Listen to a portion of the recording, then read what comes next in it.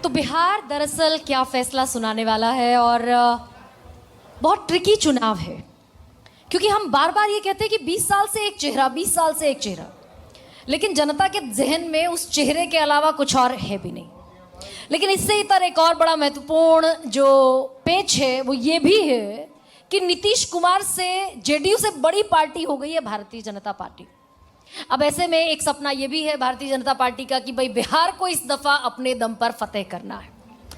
BJP अपने इस मकसद में कितना कामयाब हो पाएगी? मंथन 2025 में मेरे साथ बिहार के उप मुख्यमंत्री सम्राट चौधरी इस वक्त मौजूद है। जोरदार तालियों के साथ जरा स्वागत कीजिए। बहुत स्वागत है सम्राट चौधरी आप जी। नमस्कार। अच्छा, आपके सिर पर मुरेठा नहीं है और नीतीश कुमार मुख्यमंत्री की कुर्सी पर बैठे हुए हैं। देखिए, ये जो प्रण था 2022 में मेरी माँ की मृत्यु हुई थी और मेरी माँ के मृत्यु के दौरान जब मैं पहली बार सदन पहुंचा उसमें मैं नेता विरोधी दल था, नेता प्रतिपक्ष। हाँ। तो सदन में जब बैठता था तो एसी का ठंडा लगता था और मुरेठा मान के जाता था। नीतीश कुमार जी से उस समय नोकझोंक होते रही, लंबे समय से काम किया हूं। तो उस दौरान उन्होंने कहा, उनसे जब नोकझोंक हुआ तो उनको जरूर मैंने कहा कि आपको मुख्यमंत्री पद से हटाऊंगा तभी मुरेठा खोलूंगा, इसमें कहीं दो मत नहीं। हाँ। और जिस दिन उनसे इस्तीफा कराया फिर सरकार में समर्थन दिया। जब इंडिया ब्लॉक छोड़कर बीजेपी में शामिल हो रहे थे 28 जनवरी 2024 को जब वो हमारे साथ आए, उसके बाद मैंने घोषणा किया कि मैं भगवान राम के चरणों में जाऊंगा और मैंने मुरेठा के साथ साथ सर ही मुड़ा दिया था। ये तो दरअसल पॉलिटिकल स्टाइल हो गया ना, प्रतिज्ञा तो पूरी नहीं हुई। प्रतिज्ञा पूरी हुई, मेरा राजनीतिक जन्म ही हुआ है नीतीश कुमार को मुख्यमंत्री बनाने के लिए। मैं ये बता रहा हूं आपको, मैं तो राजनीति में था ही नहीं। मेरा राजनीति में पदार्पण ही, मेरे पिताजी बड़े नेता बिहार के रहे। लालू यादव ने मेरे घर तोड़वा दिए, जेल में डलवा दिया, 22 लोग जेल में रहे। आपके पिताजी तो आरजेडी में थे। अरे नहीं, आप तो आधा कहानी सुनती है ना। अच्छा। अभी पूरा कहानी सुनिए। मेरे पिताजी समता पार्टी के फाउंडर मेंबर थे और लालू यादव जी के खिलाफ जितना वो लड़े होंगे बिहार का कोई राजनेता नहीं लड़ा होगा। पूरा परिवार जेल में रहे और जेल में कैसी यातना हम लोगों ने सहा ये सोचिए। मेरे घर के अनाज में पेशाब कर दिया पुलिस वालों ने, पेशाब कर दिया, जला हुआ मोबिल फेंक दिया और मेरे घर पूरे ध्वस्त कर दिए। Human rights commission of India ने बिहार की सरकार पे प्लेंटी किया और तब जो है बाइज्जत बरी किया कोर्ट ने हमें। ये आप सदानंद सिंह वाले केस की बात कर रहे हैं? सच्चिदानंद सिंह, नॉट सदानंद। कांग्रेस नेता? हाँ भाई, सदानंद सिंह नहीं, सच्चिदानंद सिंह। अच्छा, ठीक है। देखिए, वहां 2 गैंग वार था। वहां वो गांव पानी देने के लिए मशहूर था। अच्छा, मैं इस सवाल पर आई भी नहीं, आपको पता था कि ये सवाल उठेगा? पता नहीं, आपने एंटीसिपेट मैंने कर लिया। इसलिए मैंने कहा उठेगा। आपने एंटीसिपेट कर लिया। मैं कुकुर मुत्ते का जवाब नहीं देता हूं, पहले ध्यान ये भी रखिएगा। आपने एंटीसिपेट। हाँ, मैंने यही कहा यदि आप उतना नीचे लेवल पर जाएंगी तब तो आपसे बात ही करना बेकार है। पॉलिटिक्स में एक लेवल होता है और उस लेवल से यदि कोई नीचे जा रहा है ये सवाल तो मैंने पूछा ही नहीं, लेकिन तब तो अत्यंत ही दुर्भाग्यपूर्ण है। लेकिन मैं ये कह रहा था कि 1995 में जेल गया, नहीं तो मैं राजनीति में ही नहीं आता। बिहार के लोकतंत्र में नीतीश कुमार उस समय भी मुख्यमंत्री के उम्मीदवार थे, इसलिए मेरा घर तोड़ा, मेरे परिवार के लोगों को जेल में डाला। लालू यादव से कोई व्यक्तिगत झगड़ा नहीं था। गैंग वार वहां हुआ एक गांव में, उस केस में पूरे परिवार को फंसा। इसलिए मैंने कहा कि मेरे लिए तो नीतीश कुमार जी, जॉर्ज फर्नांडिस, ये लोग 7-7 किलोमीटर मेरे लिए अभियान चलाने का काम किए और पूरे कश्मीर से कन्याकुमारी तक हमारे लिए आंदोलन समता पार्टी ने किया है।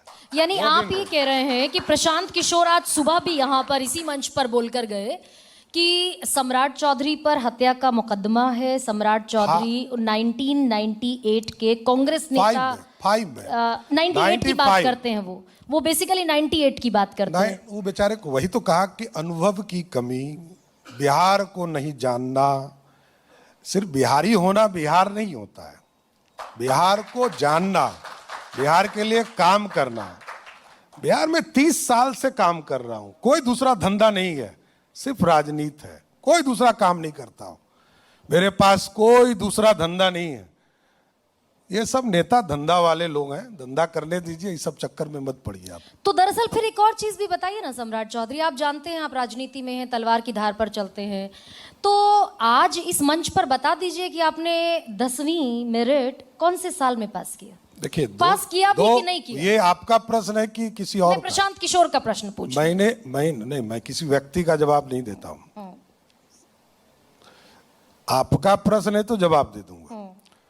मैंने अपने एफिडेविट में बड़ा स्पष्ट तौर पर लिखा है कि पीएफसी का एक कोर्स मैंने कामराज यूनिवर्सिटी से किया। पीएफसी, हाँ, what is it sir? Pre foundation course का एक कोर्स मैंने कामराज यूनिवर्सिटी से किया। अच्छा, इसलिए जिसको जानकारी लेना है तो कामराज यूनिवर्सिटी से लेते रहे, उसमें क्या फर्क पड़ता है मेरे को? नहीं, ये तो मेरा दायित्व है, मैं लिख के देता हूँ, एफिडेविट करता हूँ, और मैं जो बोलता हूँ वो एफिडेविट में रहता है, मैं कोई नई बात नहीं बोलता। अभी भी लेकिन सम्राट चौधरी कुछ छिपा रहे हैं क्या? मैं ये पूछ रही हूँ कि 10वीं सम्राट चौधरी ने पास की नहीं की? मैंने आपको जवाब दे दिया। आप समझ ही नहीं रही तो आप हमको क्या बताएं? थोड़ी सी हो सकती, मैंने तो बता दिया आपको। नहीं, आप लोग, आपको जो जानकारी लेना वो है उसमें। सम्राट चौधरी अगर अपने मुंह से कह देंगे, नहीं, विरोधियों की जुबान बंद हो जाएगी। अब वही तो मैं कह रहा हूँ कि चीजें तो मैंने बता ही दिया, अब आपको उसको एक्सप्लेन कीजिए, आप देखिए, कुछ तो जांच कीजिए, कुछ तो पता कीजिए। सुनिए सर, आपने 2010 में एक एफिडेविट दाखिल किया, जिस एफिडेविट वो सबको पता है, कोई आपको बताने का नया नहीं है। सुनना क्या है, सुनने नहीं आया हूँ, सुनाने आया हूँ, ध्यान रखिएगा, मैं सुनने नहीं आता। अरे सुनिए ना सर, अच्छा चलिए सवाल का जवाब देखिए, एक चीज समझिए, 2010 के एफिडेविट में आपने कहा कि 7वीं दर्जा पास किया। मैंने क्या कहा? मैंने कहा कि मैंने एफिडेविट दिया, ये जानकारी लेने का है ना, यूनिवर्सिटी से लीजिए, क्या जाता है? मतलब सम्राट चौधरी अपने मुंह से क्यों नहीं कहना चाहते? अरे मैं तो एफिडेविट करता हूँ, पर्दादारी क्या है? मैं एफिडेविट करके बता रहा हूँ, अब आपको क्या बताना है? चलिए आगे कोई प्रश्न है तो बताइए। भाई देखिए, मुझसे क्या कोई पूछे कि मैंने 10वीं कौन से वो ठीक है, वो आपका दायित्व है। मैं कहूंगी मैंने 1998 में 10वीं पास किया। मैंने कहा कि हमने अपनी बात रख दिया, आपको और कोई प्रश्न है तो पूछिए। मतलब मैट्रिक में गड़बड़ झाला है?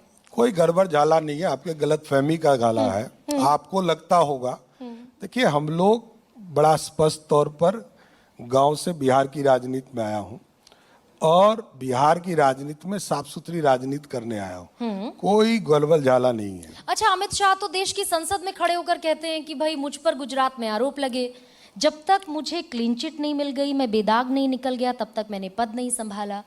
तो ये सारे आरोप जितने भी हैं सम्राट, ये शुचिता का तकाजा भी है। नहीं, कौन आरोप है बता तो? अरे आप बता दिए आरोप क्या है? डिग्री का? नहीं, डिग्री पर एक सवाल है जिस पर आप भी खुलकर सामने नहीं आना चाहते। आपको पहला संविधान का ज्ञान दे देता हूँ।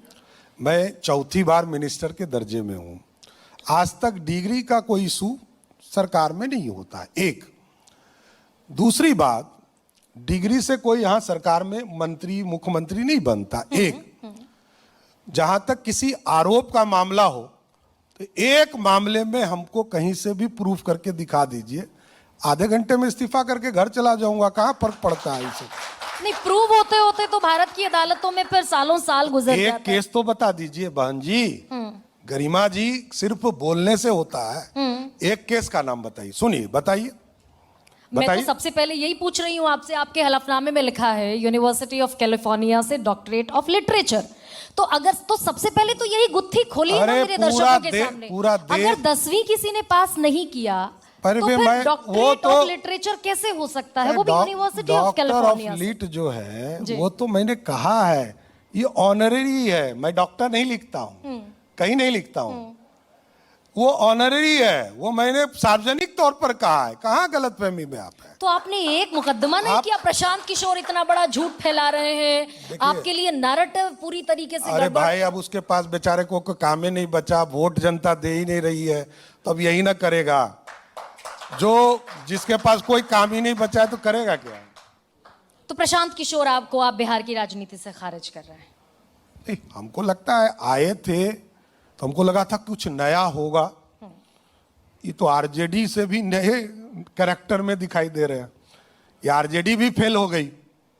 तो ये कोई एजेंडा नहीं है, हम लोगों के एजेंडे में कहीं से वो लोग नहीं है। नया बिहार बनाएंगे, नया बिहार लाएंगे, अपराधी को बगल में बैठाएंगे और सारे भ्रष्टाचारियों के साथ पूरा जीवन बढ़ाएंगे।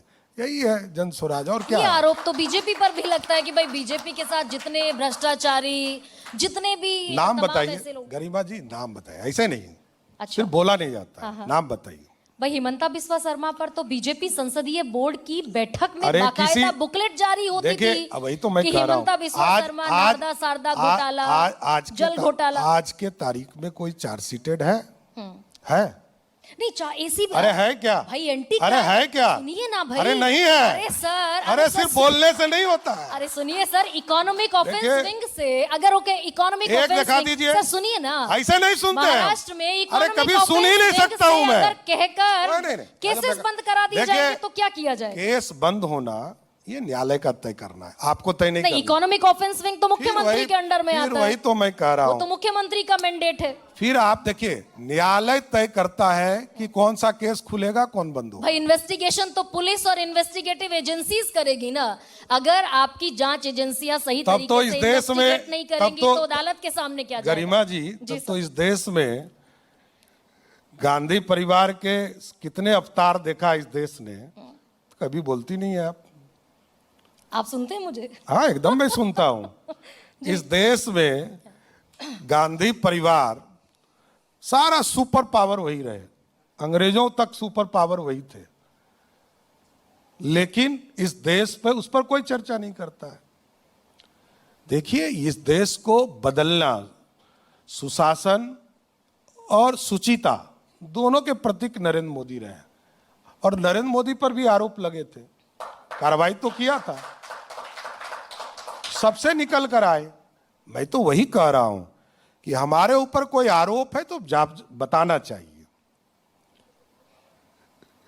कोई आरोप हो ही नहीं, उसको रोज मीडिया पे बोल रहा है और रोज मीडिया चला रहा है, इससे बड़ा दुर्भाग्य क्या हो सकता है? देखिए सम्राट चौधरी, मैं कई दफा ये सोचती हूँ कि राजनीति में कुछ सवालों को टाला जाता है क्योंकि उनका जवाब देकर दरअसल और बड़ी मुसीबत आने वाली होती है। मैंने बहुत सारे सवाल आपसे पूछे, 5, 6, 7, 8 मरतबा मैंने आपसे पूछा। भाई आज मैं तो उम्मीद कर रही थी कि सम्राट चौधरी इस मंच पर मेरिट की अपनी मैट्रिक की डिग्री लेकर आएंगे। आप घूम फिर के वहीं आइएगा। वही तो मैंने आपको बता दिया, आपको मैंने बता दिया, आप जाके चेक तो कीजिए थोड़ा सा। मैंने क्या कहा? आपके हलफनामे में आपकी एकदम यही है, डिग्री का जिक्र नहीं यही है, आपको पता नहीं है, इसलिए आपको जानकारी नहीं है। ओह, मैंने 2010 का हलफनामा देखा, मैंने तो वही तो कहा, मैंने तो वही गरिमा जी कहा जो आप देखना नहीं चाहती हैं। मैंने आपको कहा कि पीएफसी कोई बहुत बड़ा डिग्री नहीं है जिसके लिए ग्रेजुएशन करना है, बहुत छोटा ही डिग्री है, लेकिन जानकारी तो आप लीजिए, यही तो जानकारी नहीं ले पा रही है। मैट्रिक तो जरूरी है ना, वो आपको पता चल जाएगा, इसी के लिए तो मैंने कहा। चलिए, हाँ, मैं ये पूछना चाहती हूँ आपसे, बिहार में नरेंद्र मोदी बड़ा चेहरा है बीजेपी के लिए या नीतीश कुमार? दोनों, हम तो दोनों के बिहार साथ, के लिए दोनों के साथ काम कर रहे हैं। ये एक बड़ा जो एक नैरेटिव चल रहा है कि बीजेपी अपने दम पर सरकार बनाना चाहती है, बड़ी शिद्दत से ख्वाहिश है बीजेपी की और चिर संचित ख्वाहिश है कि बीजेपी अपने दम पर सरकार बनाए। देखिए, क्या 2015 इस बार का 160 को 160 छोड़कर, का टारगेट जो है 2015 को छोड़कर भारतीय जनता पार्टी ने कभी ये प्रयास नहीं किया। 2015 को छोड़कर बस। ओके। 2000 में भी सरदे अटल बिहारी वाजपेयी जी ने नीतीश कुमार जी को बिहार का मुख्यमंत्री बनाया और 2020 में भी नीतीश कुमार जी ने अपने पद को छोड़ने की बात नड्डा जी को कहा, हमारे राष्ट्रीय अध्यक्ष को। प्रधानमंत्री जी ने कहा नहीं, आप ही बिहार के मुख्यमंत्री होंगे और आज भी हैं और आगे भी मतलब रहेंगे। यानी आप ये कह रहे हैं कि बीजेपी के भीतर ऐसी कोई ख्वाहिश नहीं है कि उनका अपना मुख्यमंत्री बिहार में हो? नहीं नहीं, बिहार के विकास के लिए नीतीश कुमार जरूरी है, इतना पता है हमें। बिहार में अभी एक बिहार के विकास के लिए नीतीश कुमार जरूरी है, अभी भी सवाल का जवाब थोड़ा सा गोल हो गया। एकदम मैं सीधा बोल रहा हूँ, गोल गोल नहीं घुमाता हूँ। मतलब बीजेपी मैंने आपको कहा ना हाँ। कि 2000 में भी नीतीश जी के पास 32 विधायक थे और 70 विधायक भाजपा के पास था।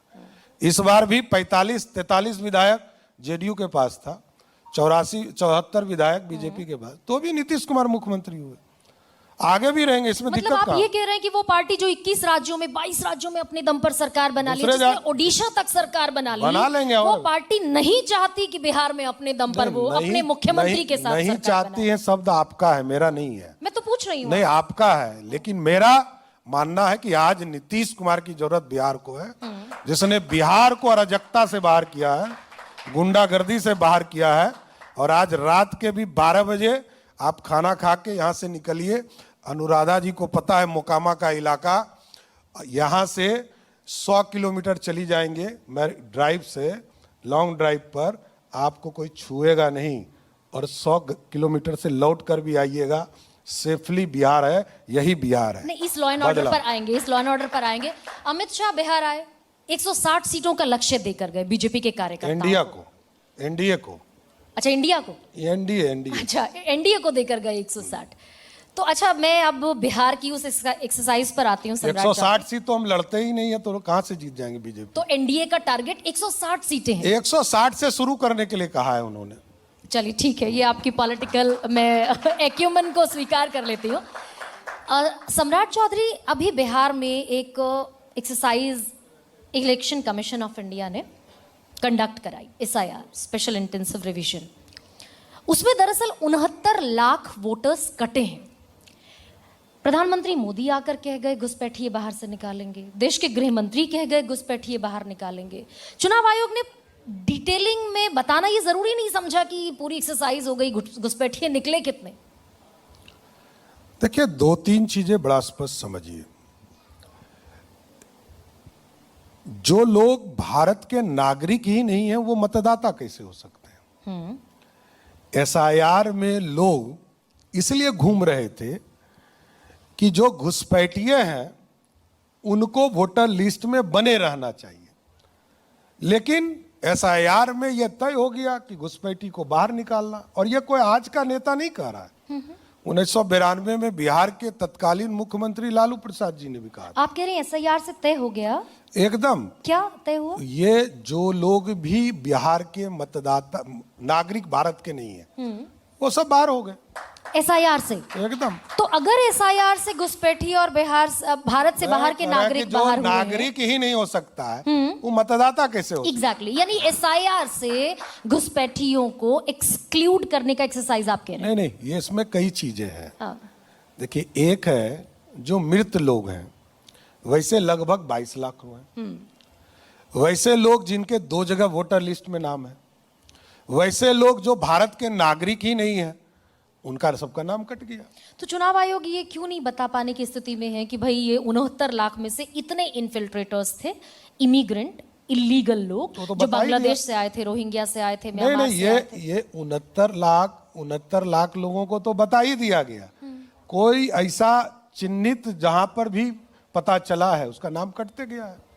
नहीं, तो पूरा जो SIR का फाइनल लिस्ट आया, आप ही खुद ही कह रहे हैं कि चुनाव आयोग ने सेग्रीगेशन सामने रख दिया। 22 लाख लोग मृत हैं, 36 लाख लोग परमानेंटली शिफ्टेड हैं बिहार से, 28 लाख, 36 लाख, और 7 लाख लोग ऐसे हैं जो डुप्लीकेट वोटर्स हैं, यानी कि 2 जगह लिस्टेड है। ये सेग्रीगेशन रख दिया चुनाव आयोग ने। बाद में उसी में कई लोग ऐसे हैं जो लोग बाहर के थे, जिनको भारत का नागरिकता नहीं था, इसलिए उन कागज ही जमा नहीं। अच्छा, ये उन्हीं में से है? भाई, जो कागज जमा ही नहीं कर पाया। आपको मैं बता रहा हूं एक एग्जाम्पल। किशनगंज जिले में अचानक किशनगंज जिले में आवासीय प्रमाण पत्र बनाने के लिए प्रत्येक महीने 30,000 28,000 लोग आते थे और जुलाई के 13 दिन में वहां 4 लाख लोगों ने आवेदन दिया। तो वो क्या दिखाता है कि ये लोग बाहर से, क्योंकि वहां यह नेचुरल है। जैसे नेपाल पटना जिला के बगल में हाजीपुर जिला है, उसी तरह किशनगंज जिले के बगल में बांग्लादेश है, भूटान है, इसलिए आसानी से लोग आते हैं। तो उनको वापस जाना पड़ा, इसमें क्या जाना पड़ेगा। इतनी बड़ी समस्या है यानी कि घुसपैठिए इस देश में कि भाई हमारे उसके कारण है ना, मतलब एक सेकंड, बांग्लादेश घुसपैठिए इतनी बड़ी समस्या इस देश के लिए है कि इस देश की बहू बेटी बहन माओ की इज्जत को खतरा है उन घुसपैठियों से।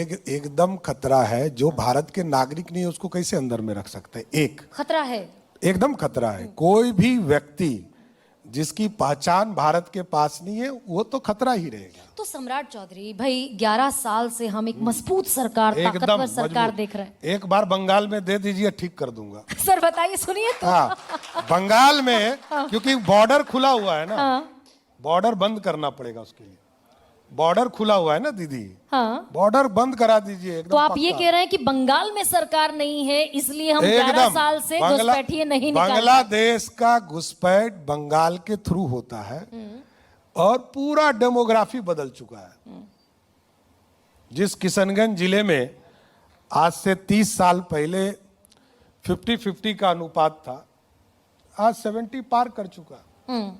तो अनुपात जब बढ़ता है तो लोगों को ये पता चलता है कि कहां से कौन आ रहा है। नहीं, लेकिन बंगाल में तो कांग्रेस की सरकार भी मुद्दत से नहीं थी, वहां तो लेफ्ट की सरकार थी, लेकिन 88,000 से ज्यादा ममता दीदी ही 2005 में कहती थी कि बांग्लादेशी जो घुसपैठी है इसको बाहर करना है। वो सत्ता में आई, बदल गई।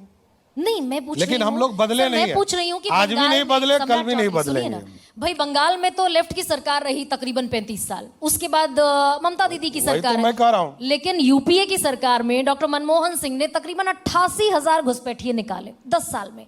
नरेंद्र मोदी की इतनी ताकतवर सरकार ने 11 साल में घुसपैठिए निकाले सिर्फ 3,518। नहीं, जो चिन्हित हो रहे हैं सब पे कार्रवाई हो रही है। सिर्फ 3,000 चिन्हित कर पाए। जो चिन्हित हो रहा है उस पर कार्रवाई हो रही है। सिर्फ 3,000 जो चिन्हित हो रहे हैं उस पर कार्रवाई हो रही है।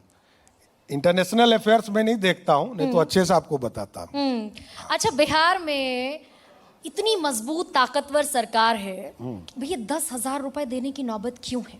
क्यों आई है ये 10,000? नहीं, रोजगार देने का बात है, ये 10,000 की बात नहीं है, ये रोजगार देने की बात है। कितनी महिलाओं को दे रहे हैं आप? ये 2,70,00,000 महिला को देंगे, ये कोई नया बात नहीं है। और आपको जानकर बता देता हूं कि देश में सबसे ज्यादा काम महिलाओं पे किसी राज्य में होता है तो बिहार में से एक राज्य है। और यहाँ जीविका दीदी, यहाँ पर 1,40,00,000 जीविका दीदी का जीवन पूरी तरह जीविका के अभियान से चलता है। 56,000 करोड़ का पूरा मार्केट है ये हल्के में मत लीजिएगा आप बहुत हल्के में ले रही है। तेजस्वी यादव कह रहे हैं कि अब तो खटारा सरकार है। अब ठीक है, थकी हुई सरकार है, खटारा पापा सरकार को है। मम्मी को सबको देखा है, उनको भी देखा है, सब लोगों को देख लिया है, कोई नई बात नहीं है। कोई नई बात है बताइए। नहीं, इस पर कोई जवाब बीजेपी नहीं देना चाहती। अच्छा, एक चीज बताइए, बीजेपी और जेडीयू लालू जी को 15 साल दिया, जितने लोग होंगे बिहार के सब कहेंगे कि खटारा उस समय था। आज तो मर्सिडीज दौड़ रहा है बिहार में। इसलिए तो मैंने कहा कि रात के 12 बजे भी निकलिए, आपको हाईवे मिलेगा। लालू जी के राज में तो पटना से बख्तियारपुर नहीं पहुंच पाती आप, ये था लालू जी का राज। लेकिन आज नीतीश जी का राज है। बिहार के किसी बॉर्डर पे आप चले जाइए, बिहार जैसा सुशासन आपको देश के किसी कोने में नहीं मिलेगा। लेकिन पिछली बार नाइटमेयर थोड़ा डराता है क्या? पिछली बार का इलेक्शन रिजल्ट भाई 75 सीटें आरजेडी सिंगल लार्जेस्ट पार्टी बनी, आप रह गए 74 सीटों पर, एक सीट कम रही। बिहार की जनता ने 22 सीट भी राजद को दिया है, आप चिंता मत कीजिए। बिहार की जनता है, अपने मूड बदलते रहती है। जनता का आशीर्वाद होगा तो फिर से एनडीए की सरकार होगा। फिर से एनडीए की सरकार। और मुख्यमंत्री नीतीश कुमार के नेतृत्व में काम कर रहे हैं, इसमें दिक्कत कहाँ है? 25 से 30 फिर से नीतीश है। अब कौन कह रहा है कि बदल रहे हैं? नीतीश ही हैं। फिर विजय कुमार सिन्हा का क्या करेंगे, वो जो कहते हैं कि भाई हम अपने दम पर जब तक सरकार नहीं बनाएंगे अटल बिहारी वाजपेयी को सच्ची श्रद्धांजलि नहीं होगी। भारतीय जनता पार्टी के कार्यकर्ता के दिल में अपनी बात रहती है, लेकिन हम जब गठबंधन की सरकार चलाते हैं तो हमारा नेतृत्व नीतीश कुमार करते हैं। अच्छा, बीजेपी की जो हिंदू मुस्लिम पॉलिटिक्स है, ये बीजेपी के गिरिराज सिंह से लेकर, मैं स्पेशली गिरिराज सिंह की बात करूंगी, जनरली मैं बहुत सारे बयान मुस्लिम मतलब नहीं समझे मैं सुना बता देती हूँ आपको। नहीं, गैस सिलेंडर देते वक्त हमने हिंदू मुस्लिम नहीं किया, शौचालय देते वक्त नहीं किया, खाना पहुंचाते वक्त हिंदू मुस्लिम नहीं किया। ये आप कर रही हैं, आप वोट पे लोगों को मैसेज दे रही हैं कि बीजेपी हिंदू मुस्लिम कर रही है। नहीं, ये तो हम तो नहीं कर रहे हैं, तो धमकाते हुए हम नहीं कर रहे हैं। कहाँ धमकाते हैं? गिरिराज सिंह तो धमकाते हुए धमका है? मौलाना साहब को, बता दीजिए। मौलाना साहब को धमका रहे थे। नहीं, गलत बयान दे रही हैं आप गलत। मैं जा भी नहीं रहा हूँ, मैं पूरा जवाब दे के जाऊंगा। भोजपुरी में विशुद्ध धमकाया। ये भारत है, नल से जल हम दे, आयुष्मान योजना हम दे, उज्ज्वला योजना हम दे, मुफ्त अनाज हम दे। ये भारत है, वोट नहीं दोगे। ये राम का भारत है। पूजा करने की पद्धति बदली है, कोई हिंदू हो गया, कोई मुसलमान हो गया, कोई सिख हो गया, ईसाई हो गया, सबके पूजा की पद्धति बदला है। सब तो राम के वंशज हैं। तो ये तो सर डिकोड कीजिए ना इस बात को। मैं तो कह रही हूँ सम्राट चौधरी डिकोड करें इस बात को कि जब गिरिराज सिंह ये कहते हैं कि भाई अगर मस्जिदों से फतवे जारी होंगे तो मंदिरों से हुंकार भरी जाएगी, तो क्या आप तो कहते हैं, मोहन भागवत कहते हैं सबका डीएनए एक है, हिंदू का मुसलमान का। वो समझाते हैं, मंदिर अलग और मस्जिद अलग। मस्जिद वाले को भी समझाते हैं कि दोनों में विवाद मत करो। गिरिराज जी का ये कहने का मतलब है। और बिहार से परे जाना पड़ेगा, फिर शुभेंदु अधिकारी किसको समझाते हैं कि भाई अगर मुसलमान विधायक जीत कर आया तो उठाकर विधानसभा से बाहर फेंक देंगे। शुभेंदु अधिकारी किसको समझाते हैं? नहीं, ऐसा कोई बात नहीं है। देखिए, ऑन रिकॉर्ड बयान है शुभेंदु अधिकारी का। देखिए, मैं क्या कह रहा हूं कि भारत लोकतांत्रिक देश है और लोकतंत्र में बहुत सी बातें आती है, अपने हिसाब से लोग अपनी बातों को रखते हैं। लेकिन भारतीय जनता पार्टी का स्पष्ट मानना है सबका साथ सबका विकास के साथ आगे बढ़े। नहीं तो फिर ऐसे नेताओं पर कार्रवाई क्यों नहीं होती जो कहते हैं भाई बहुत हुआ सबका साथ सबका विकास, बंद करो अल्पसंख्यक मोर्चा। हमें बिल्कुल जरूरत ही नहीं है अल्पसंख्यक मोर्चा की। नहीं, जिनको ये भी संवैधानिक पद पर बैठे हुए नेता बयान देते हैं। नहीं, जिनको कहना है वो कहते हैं, लेकिन पार्टी तो वही करती है जो कर रही है, अल्पसंख्यक मोर्चा चला रही है। इसलिए एकदम कंफर्म रहिए कि भारतीय जनता पार्टी का एजेंडा क्लियर है, सबका साथ सबका विकास। प्रधानमंत्री नरेंद्र मोदी भी कह देते हैं 2024 के चुनाव में क्या मंगलसूत्र छीन कर ले जाएंगे। कांग्रेस सत्ता में अगर आ गई तो अपने वोट बैंक को ये खुश करने की कोशिश करेंगे। इनका वोट बैंक, देखिए, इश्यूज बेस होते हैं। प्रधानमंत्री जी इश्यूज बेस पर बात कर रहे थे, इसलिए ये कोई इशू ही नहीं है। ये नरेंद्र मोदी जी सबको साथ लेकर आगे बढ़ने की बात करते हैं। अच्छा सर, ये सम्राट चौधरी ये बताइए कि क्या आपका कैलकुलेशन है बिहार में जो अभी जमीन फिलहाल दिखाई दे रही चुनाव 2010 का चुनाव से अच्छा रिजल्ट बिहार के एनडीए का इस बार होगा। 2010 से अच्छा, इलैबोरेट कीजिए ना इसको। 2010 में 206 सीटें जीता था एनडीए ने, इस बार उससे अधिक सीटें एनडीए जीतेगा। 2015 तो नहीं हो जाएगा कि मोहन भागवत आए और आरक्षण की समीक्षा की बात कह गए? देखिए, बिहार पड़ गया दरअसल, और ठीक वैसी स्थिति अभी है। भाजपा आरक्षण विरोधी होने का जज्बा तो टंगा है बीजेपी के माथे पर। मेरे बात तो मान लीजिए, भाजपा मंडलवादी भी है और कमंडलवादी भी है। ये कांग्रेस आरक्षण के विरोधी तो हैं आप नहीं, वही तो मैं बता रहा हूँ।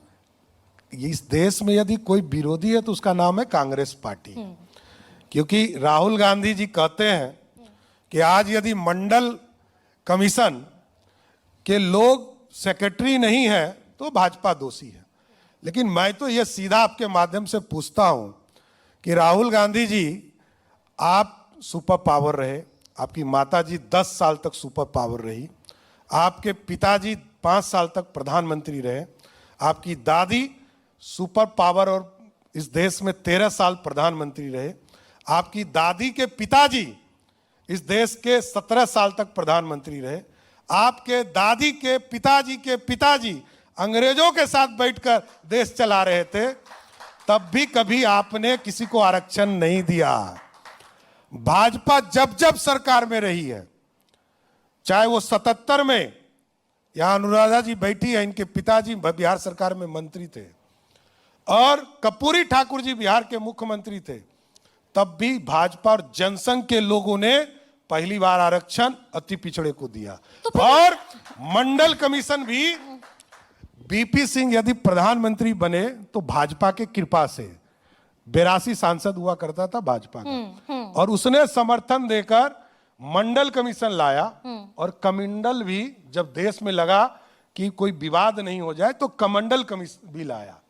मंडल और कमंडल दोनों को लाया। आप कह रहे बिहार में जब जब आरक्षण आया तब तक बीजेपी का समर्थन उसको प्राप्त हुआ है। तो फिर ये नीतीश कुमार से इतनी अदावत कैसे हो गई? नहीं, भाई नहीं। नीतीश कुमार ने अपने वोट बैंक जो उनका स्पेसिफिक माना जाता है ओबीसी ईबीसी, उन्होंने उसका आरक्षण बढ़ाया, 65% किया। बीजेपी उस पर कहते हैं हमारे गांव में गुंडी मारकर बैठ गई। कहाँ से भाई बैठ आप डाल देते, केंद्र सरकार मान जाती, कॉन्स्टिट्यूशन के 9 शेड्यूल में डाल देते आप 65% आरक्षण बिहार में मतलब लागू। आप बोल रही हैं, हाँ। गरिमा सिंह बोल रही हैं, बताइए ना सही में सर, बताइए ना 9 शेड्यूल में इसे डाला जाता है क्या? कैसे डालते हैं? अरे आप ही तो बताइए मैं ना। तो पूछ रही हूँ आप। 91 तो के संसद का बाद mandate है। 91 के बाद कोई 9 शेड्यूल में डलाया है क्या? जानते वह मतलब आप जैसा पत्रकार भी लोगों को कंफ्यूज करता हो, नहीं, इसमें ये लोकतंत्र के लिए ठीक नहीं है। बताइए ना, मैं तो पूछना चाहती देखिए हूँ आपसे, इसमें क्या ये पेचीदगी दरअसल क्या थी सिर्फ इसमें? सिर्फ और सिर्फ तमिलनाडु में ऐसा हुआ, जयललिता वो आनंद भी डाली गई। वो भी 91 के पहले, 91 के बाद नहीं। और क्योंकि वहां पहले ये पारित हो गया था, सुप्रीम कोर्ट ने उसको छोड़ दिया। उसके बाद जितनी सरकारों ने किया सबको तोड़ दिया, जितनी सरकारों ने किया सबको तोड़ दिया सुप्रीम कोर्ट ने। अब तो इसी के लिए जातीय जनगणना देश में हो रहा है। अब आएगा जिसकी जितनी आबादी उसको आरक्षण मिलेगा। नहीं, इसमें इसमें दिक्कत कहाँ है? सम्राट चौधरी, इसमें पेचीदगी कहाँ है? पेचीदगी समझाइए ना कि अरे वो ये जो सुप्रीम कोर्ट, हाँ। सुप्रीम कोर्ट को क्यों नहीं हो सकता नहीं, था नहीं, बिहार? आप नीतीश कुमार डिक्टेट आप कर कह रहे सकती हैं क्या? आप ये कह रहे आप हैं, डिक्टेट कर आप सकती ये हैं कह क्या? रहे हैं नीतीश कुमार नहीं, राजनीति कौन के- डिक्टेट कर अरे सकता? सुनिए तो सही नहीं, आप सर। सुन तो लीजिए। नीतीश डिक्टेट कुमार इतने नहीं, नहीं, कमजोर खिलाड़ी नहीं, हैं नहीं। कि उन्होंने विधानसभा से पारित कराया, उन्होंने नहीं, विधान नहीं। परिषद देखिए, से पारित प्रयास कराया, किया। उन्होंने राज्यपाल को भेजा। किसने नहीं किया? 63% किसने आरक्षण। समर्थन नहीं किया? मैं वही तो कह रहा हूं कि आरक्षण सुप्रीम कोर्ट तय करता है कि ये लॉफुली है कि नहीं है। राज्य सरकार ने तय किया, राज्य सरकार आगे बढ़कर उसको किया। और हम लोगों ने उस दिन भी कहा, आज तो बिहार में नीतीश कुमार की सरकार ने जब ये प्रस्ताव लाया तो सबसे पहले हम लोगों ने समर्थन दिया और 75% आरक्षण बिहार में हुआ। इसमें कहीं दो मत नहीं। और आपको पता नहीं है, आपकी आपको सरकार तब नहीं थी सम्राट चौधरी। आप वही तो समर्थन उस- किया। हाँ। और मैं बता रहा हूं आपको, ये बिहार वो बिहार है। तो बहुत सारे बीजेपी वही- के बयान अरे आए वही कि ये तो तो दरअसल मुस्लिमों कोई- की, कोई नहीं, मुसलमानों कोई की और नहीं। यादवों की संख्या बढ़ा दी नहीं, नीतीश नहीं, कुमार कोई ने नहीं। जाति मैं सर्वे बता में। रहा हूं आपको नहीं, जानकारी। ये तो ऑन रिकॉर्ड बयान है अरे BJP के। जानकारी दे देता हूं, पहले जान तो लीजिए बिहार बताइए, को। हाँ। बिहार को नहीं जान रही है इसलिए आपको ज्यादा कष्ट हो रहा है। 2001 में पंचायती राज का चुनाव हुआ, किसी तरह का कोई आरक्षण नहीं। किसका राज था? लालू जी का। 2001 में 2002 में नगर निकाय का चुनाव हुआ, कोई आरक्षण नहीं। नीतीश जी जब 2005 में एनडीए की सरकार बनाए तो बिहार में 50% महिलाओं को आरक्षण दिया, 20% अति पिछड़ा को दिया। नहीं, मैं नीतीश कुमार की बात ही नहीं कर रही मैं हूं। नीतीश कुमार बीजेपी की सरकार बोल रहा हूं। बीजेपी की बात कर रही हूँ, बीजेपी स्पेसिफिक की, अरे बीजेपी। बीजेपी का दीदी सरकार लाइए, सब 100% आरक्षण दिखाऊंगा आपको। कहा बीजेपी की आएगी आएगी, चिंता मत कीजिए। 100% आरक्षण? अब भाई तो अब तो 100% आरक्षण है ना। आप भी आरक्षण में हैं, हम भी आरक्षण में हैं। ये कैसे? आप गलतफहमी में हैं। अब बताइए ना देखिए, कैसे? इस देश में कोई भी वर्ग बिना आरक्षण का नहीं है। 8 लाख रुपया यदि हम नहीं कमा रहे हैं तो हम आरक्षण के कैटेगरी में हैं, वो किसी जाति धर्म का लोग हो। इसलिए मैंने कहा 100% आरक्षण है। तो जिस देश में 100% आरक्षण, उस पर चिंता क्या करना है? यहां तो सबको आरक्षण है। आप यदि किसी कैटेगरी में नहीं आती हैं तो भी आपको आरक्षण है 10% का। तो आप यदि 8 लाख रुपया कमा रही हैं, ये तो आप ईडब्ल्यूएस की बात कर रहे हैं, यानी कि कह रहे हैं आपकी भारत में सब ईडब्ल्यूएस हैं, सब इकोनॉमिक वीकर सेक्शन है। वही तो मैं कहा कि 10% ऐसी आबादी मानी जाती है कि देश में 10% ऐसी आबादी है जिसके लिए ये कानून लाए गए। लेकिन मैं ये कह रहा हूं कि आरक्षण का कैटेगरी तो सबके लिए हो गया। ओबीसी के लिए है ही, अति पिछड़ा के लिए है ही, दलित के लिए है ही, स्वर्ण समाज के लिए है ही। तो बचा कौन, ये बता दीजिए आप हमको। कोई बच गया है तो बता दीजिए। हाँ। वही तो मैं जानना चाह रहा हूं। आप 8 लाख रुपया कमा रही हैं तो आप आरक्षण से बाहर हैं। 8 लाख से कम कमा रही हैं गरिमा जी तो आप आरक्षण में हैं। इसलिए मैंने कहा आप भी आरक्षण में हैं। अच्छा, बिहार इतना गरीब राज्य क्यों है सम्राट चौधरी? उसका कारण है श्री बाबू के बाद कोई भी मुख्यमंत्री 5 साल पूरा नहीं रहा। चाहे वो कर्पूरी ठाकुर जी 3 बार मुख्यमंत्री बने हो, उप मुख्यमंत्री बने हो, तो भी 5 साल पूरा नहीं किए। जगन्नाथ मिश्रा जी 3 बार मुख्यमंत्री बने, तीनों बार में 5 साल पूरा नहीं किए। 90 तक बिहार में अराजक सरकार रही। 90 तक? और 90 से 2005 तक राजा की सरकार हुई। एक राजा, एक रानी, कई राजकुमारी।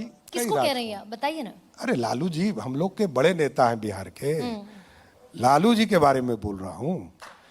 ओरिजिनल विकास तो 2005 से शुरू हुआ बिहार में। श्री बाबू के बाद सीधे 2005 में विकास की किरण बिहार को दिखने को मिला। इसलिए बिहार में गैप है। तो 20 साल से तो एक ही चेहरा है। अरे भाई, नीतीश कुमार भी मेजॉरिटी एनडीए के साथ हैं। 55 साल में विरोधी दल में एक ही पार्टी बैठा है, सरकार में रहा 55 साल, आया विरोधी दल में। अरे भाई देश इसी तरह चलता है। मतलब आप ये कह रहे हैं कि 20 साल किसी भी प्रदेश के विकास के लिए कम है? आप ये कह नहीं, रहे हैं 20 साल काफी नहीं है? रफ्तार पकड़ना पड़ता है। हाँ। बिहार गरीब राज्य है। दीदी मैं बताता हूं, जिस बिहार में मैं पहली बार राजनीति में आया, तो बिहार का जो ये बिहार है ना, अपने सीने पर हम लोग पत्थर रख के वोट डाले थे। सरदे अटल बिहारी वाजपेयी जी ने कहा कि आदिवासी के कल्याण के लिए झारखंड बनना है। 13% रेवेन्यू था बिहार का, ओनली 13%, ओनली 87% रेवेन्यू उधर था। हमारे पास सब कुछ था, माइंस भी हमारे पास था, स्टील भी हमारे पास था, टाटा भी हमारे पास था, नेतृत्व नहीं था। नेतृत्व आया तो सब कुछ झारखंड चला गया। अच्छा, आप ये कह रहे हैं रिसोर्स, लैक ऑफ रिसोर्सेज के चलते बिहार अब गरीब तो राज्य है। बालू पानी यही सब बचा है बिहार में, उसी से बिहार को समृद्ध तो जब बना। रिसोर्सेज ही नहीं है तो फिर इतने बड़े बड़े वादे कैसे करते हैं? कैसे कर रहे हैं देखिए, आप समझिए 2020 तक मैं खुद मानता हूं कि बिहार का एजेंडा नहीं था कि बिहार में रोजगार पर फोकस्ड हो। 2020 तक? 2020 तक। 2020 में पहली बार इथेनॉल प्लांट पर काम शुरू हुआ। आज मैं बता सकता हूं कि 16 इथेनॉल फैक्ट्री हमारी चालू है। बिहार सबसे ज्यादा बॉटलिंग प्लांट वाला स्टेट है। पेप्सिको से लेकर कोको कोला सभी यहां सबसे बड़ा प्लांट लगाने वाला है। जितने पावर सेक्टर में हमारे यहाँ इन्वेस्टमेंट है, 1,84,000 करोड़ पिछले साल हमारे यहाँ इन्वेस्टमेंट आया, और 1,04,000 करोड़ रुपया हमारे यहाँ सरजमीन पर उतर गया। ये बड़ी बात है। तो बिहार अब इन्वेस्टमेंट वाला राज हो गया। और उसके बावजूद और आज कैपिटा इनकम बिहार की पूरे देश में सबसे कम है। नहीं, मैं क्या बोला, प्रति व्यक्ति आय। अरे 55 साल तक लूटता रहा जिस राज को, तो उस राज को बेचारे को क्या होगा। ब्लॉक राज था। नरेंद्र मोदी गुजरात के मुख्यमंत्री कितने समय तक रहे? नहीं, गुजरात और बिहार में फर्क है। हाँ। गुजरात की गाड़ी स्टार्ट थी, बिहार की गाड़ी बंद थी।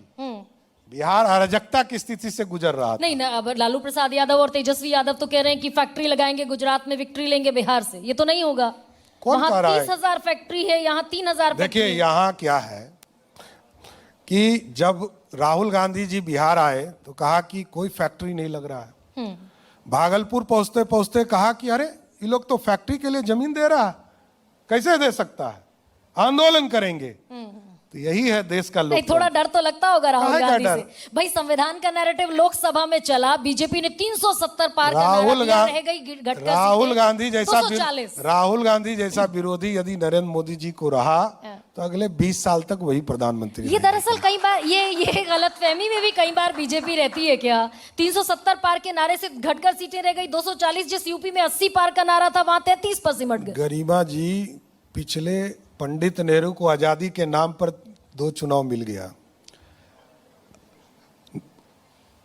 नरेंद्र मोदी पहले प्रधानमंत्री है जो लगातार 3 बार से चुनाव देश में जीत रहे हैं। भाई उत्तर प्रदेश 400 में के जगह 300 जीता। मैं फिर भी ये पूछ रही हूँ 400 के जगह 300 जीता। थोड़ा सा एनालाइज करके जवाब दीजिए। भाई उत्तर प्रदेश जैसा स्ट्रॉन्ग होल्ड वाला राज्य, योगी आदित्यनाथ जैसा महाराज चेहरा, जी मिलेंगे, आप पूछ 33 लीजिएगा। सीटें। महाराज जी मिलेंगे, आप मैं पूछिएगा। एक और मैं तो महाराज जी बिहार से बात कर मैं तो रही बिहार के बारे में बता रहा हूँ। 75% आप भी सीटें जिता भगवा के पहने दिया। हुए हैं। मैं एक और महाराज जी से बात कर रही हूँ। 75% बिहार की जनता ने जिता के दिया। कुछ गलती से 2-4 सीटें वो जीत गया, गलती से, हमारी गलतियों से। और वही संविधान का नैरेटिव फिर लेकर निकले नहीं हुए नहीं, राहुल कुछ गांधी। नहीं, बिहार में कोई नैरेटिव नहीं है। बिहार पूर्ण रूप से एनडीए के साथ खड़ा है। बिहार ने अराजकता देखा है, बिहार में गब्बर सिंह को देखा है। गब्बर सिंह वापस नहीं और आएगा। पलट गया तो ये सब हाँ? पलट गया तो चमत्कार हुआ अगर बिहार में। तो क्या पलट गया? अगर ये जितना भी आपका कॉन्फिडेंस है, जो भी आपकी ग्राउंड रियलिटी पे एनालिसिस है, ये सब उल्टा हो गया तब कैसे हो जाएगा? यही तो कॉन्फिडेंस है। ओके बहुत बहुत धन्यवाद, बहुत शुक्रिया धन्यवाद। साहब।